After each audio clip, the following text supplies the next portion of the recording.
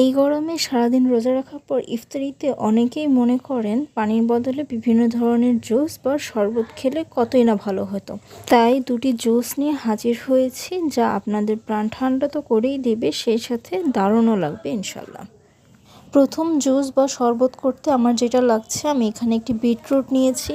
এই বিটের যে খোসাটা সেটা ভালো মতো ছাড়িয়ে নিতে হবে। এখন আমি এই বিটরুটটাকে কুচি কুচি করে কেটে নিয়েছি। বিটরুটকে কিন্তু সুপারফুডও বলে। বিটের রস হৃৎপিণ্ড, লিভার এবং মস্তিষ্কের স্বাস্থ্য এবং কার্যকারিতার জন্য অনেক উপকারী। তবে যাদের নিম্ন রক্তচাপ আছে, ডায়াবেটিস আছে, তাদের কিন্তু বিট খাওয়া যাবে না। এখন এগুলো ব্লেন্ড করে নিব। তাই একে একে আমি এর মধ্যে বিটরুট দিয়ে দিচ্ছি, 2টা কাঁচামরিচ দিয়ে দিচ্ছি, ধনিয়া পাতা দিচ্ছি, 1 চামচ চিনি দিয়ে দিচ্ছি আর স্বাদ মতো লবণ দিয়ে দিচ্ছি। এখন আমি এর মধ্যে দিয়ে দিচ্ছি টক দই। আমি বড় চামচের 2 চামচ টক দই দিয়ে দিচ্ছি আর 1/2 চামচ বিট লবণ দিয়ে এটাকে ব্লেন্ড করে নেব। আমাদের একটা জুস রেডি। এখন পরের জুসটা আমরা রেডি করে নিব।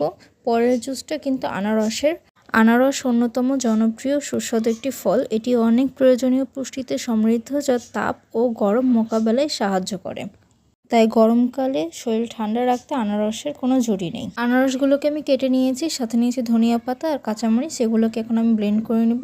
ব্লেন্ডারে আমি এক এক করে সব কিছু দিয়ে দিচ্ছি আর সাথে দিয়ে দিচ্ছি স্বাদ মতো লবণ আর বিট লবণ আর ঠান্ডা পানি দিয়ে দিচ্ছি এর মধ্যে। এখন এটাকেও ব্লেন্ড করে আমি পরিবেশন করে নেব।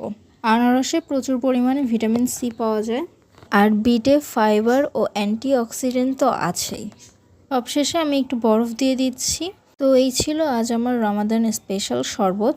আশা করি ভিডিওটি ভালো লেগেছে। ভিডিওটি দেখার জন্য ধন্যবাদ।